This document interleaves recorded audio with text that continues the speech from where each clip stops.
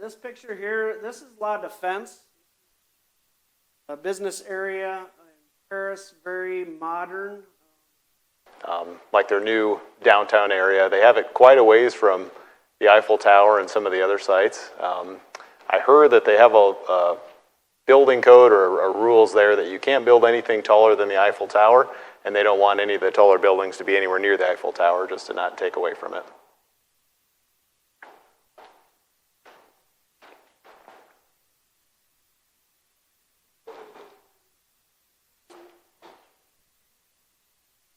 This is all at La Defense looking away from it there.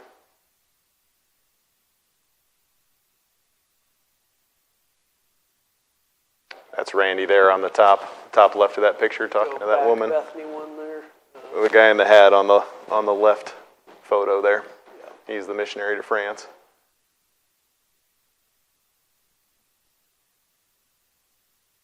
This is the Louvre, the museum there. So this is where we were on day 4.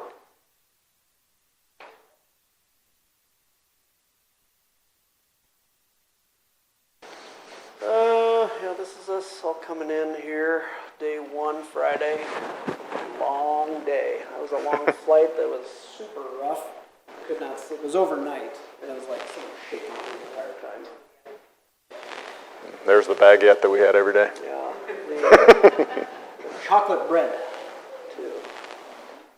One cool thing that we did, if you back up, Sunday night we had our own service. Where all the group from all the different churches got together, and one of them preached. We all sang together. It was a wonderful time. Yeah, and the 2 pictures there on the left, that's photos of the Bible Institute. That's where we stayed and ate every day. There's some pictures right around the Bible Institute where we were staying at. Yeah, notice all the scooters and the tiny cars. There's no pickups over there. Sharon was really amazed with that. Couldn't get over it. Stop on this one. So most of the food was pretty good. Except for this. I don't know if you know what that is. Lower left corner, top right there. That is called beef tartare. And I knew the French people really liked this, so I gave it a try. It is raw meat, raw beef. Cold. It was disgusting. I later found out that not even the missionaries who live in France have ate it. And the guy, when I ordered, he's like, this is raw, right? I'm like, okay.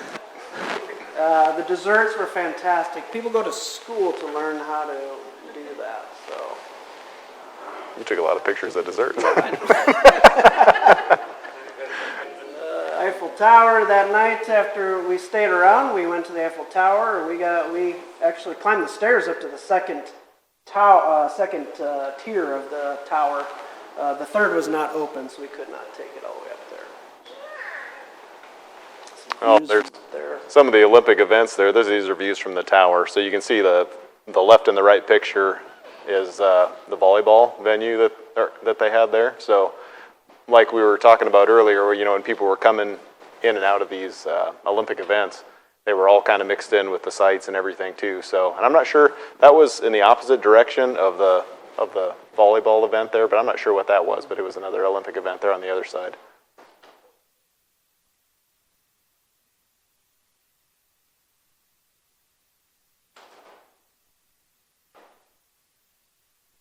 Paris is huge. It stretches on and on.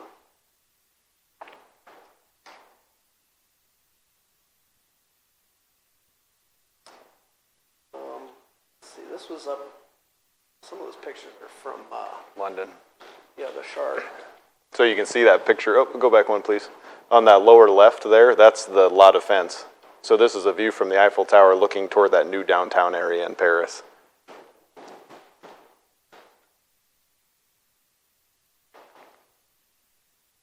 The metro station there.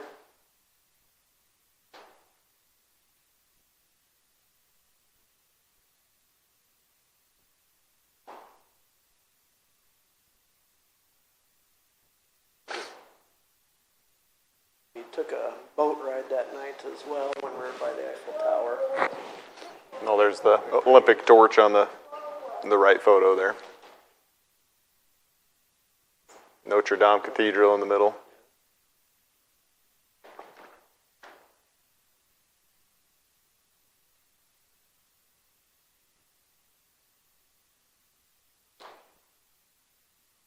Passed by the Louvre over there, and that museum is huge.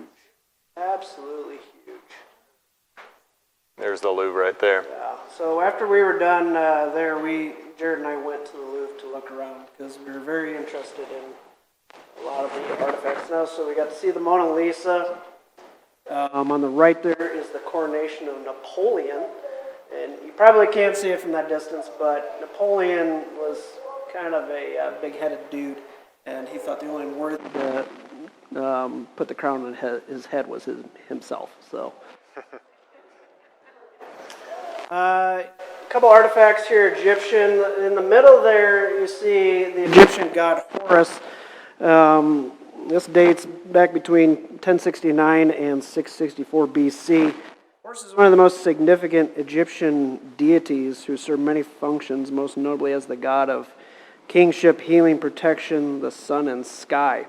If you recall from the movie The Ten Commandments, when the son of Pharaoh had died, he had put him on the arms of the god Horus. I'm not sure if that's biblical or not, but the God attacked those deities of Egypt with each one of those plagues, and this would have been one of them. On the left is the sarcophagus of Eshmunazar II. Is a 6th century BC sarcophagus that was found in the ancient grounds of necropolis southeast of the city of Sidon in modern-day Lebanon. We have the crown of France there, of Louis XV. And on the right is the Persian column from the palace of Darius, which would have probably been likely seen by the prophet Daniel. This is Arc de Triomphe. It was built by Napoleon, right? Mm-hmm. Yeah, to honor their victories. Really cool spiral staircase that went up there. 270 some stairs to get up there. So the Arc de Triomphe, if you look down the street there on the right picture, you can see the arc at La Defense. So it all lines up with each other. And then on the other end, the opposite end of the Arc de Triomphe is a spire. Interesting how they laid this out like that. Yeah. And the arc sits in the center of a roundabout with 12 streets all coming into it. Yeah. That particular street is the Champs-Élysées that connects those two. There's Notre Dame on the left. If you remember, it burned down in 2019, so they're still continuing to rebuild it, but a lot of that is new, like the spire, and that's all brand new. Now, 1 second. On London, you might be asking, why did they send us over to London after this? They actually saved about $1,500 per person by sending us to London versus flying us right out after the Paris Olympics. So to house us there for 3 days and send us back, it saved them a bunch of money. Which is quite cool. We got a lot of things there too. We took the Eurostar train from Paris to London. Took 2 hours to get there. That train goes like 185 miles an hour. And then it goes underneath the English Channel. That was kind of cool. Oh, this was Wednesday night. We went to Charles Spurgeon's original church. So the only part that was original, yeah, that's the view there, the main view in the center. The main part that was original in the church is the front of the building. It used to be a lot bigger, but it burned down in the late 1800s, I believe, and then they rebuilt it, and then it was bombed again in World War II, and then they rebuilt it again. But so the church itself is a lot smaller than it used to be. They used to run about 5,000 when it was under Charles Spurgeon, and now they're down to about 500, yeah. But they've rebuilt it back. Actually, it was down to, what did they say, 20 people or something? So it almost closed down. And then one of the pastors had bought that work. This here is the grave here of John Bunyan, the author of Pilgrim's Progress, right there, very close to Wesley's Chapel. It was interesting how the cemetery was just right in the middle of London. There'd be tall buildings everywhere, skyscrapers, and then there's this little tiny cemetery with John Bunyan in there. So you can tell it's been there for a long, long time. We got to visit Wesley's Chapel as well. That was really quite neat as well. This is it's a chapel now there, but it used to be where they trained pastors. There, the building in the center, and Wesley lived on the grounds too.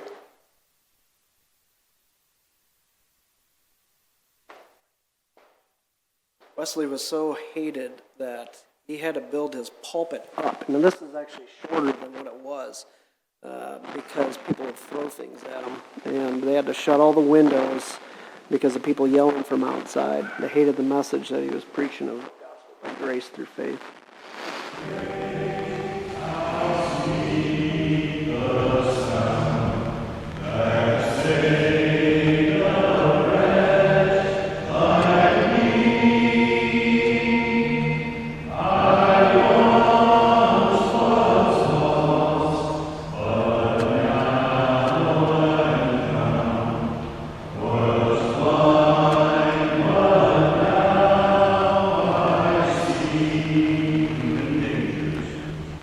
Building has very good acoustics in it.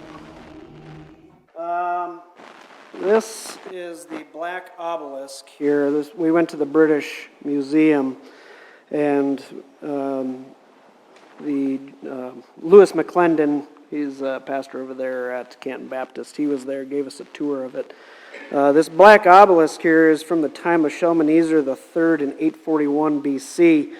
It provides the only picture of a Hebrew king. It is a black limestone pillar about 6.5 feet tall.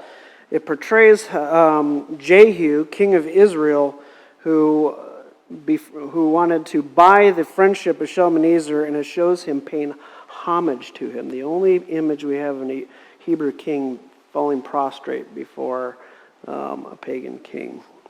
The text states from him, I received from him silver, gold, a golden bowl, golden goblets, pitchers of gold, tin, a staff for the hand of a king.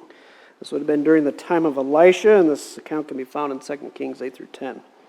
It was also interesting to me in the museum how many images there were of bulls and calves, and even golden calves in some of the images.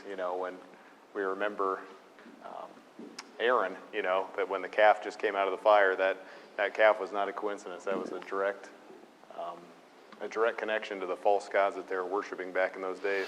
Yeah. The image on the left there is Ahab's ivories. These were decorations from Ahab's royal palace in Samaria. 1 Kings 22:39 actually talks about his ivory palaces. Amos predicted the destruction of those who lived in ivory palaces in Amos 3:15 and 6:4. This was dated around 874 to 853 BC. The left is kind of a remake of the Parthenon. It's not anything in biblical necessarily, but at the base of that would have been Mars Hill, which would have been where Paul preached. This here is an image of a ram caught in a thicket.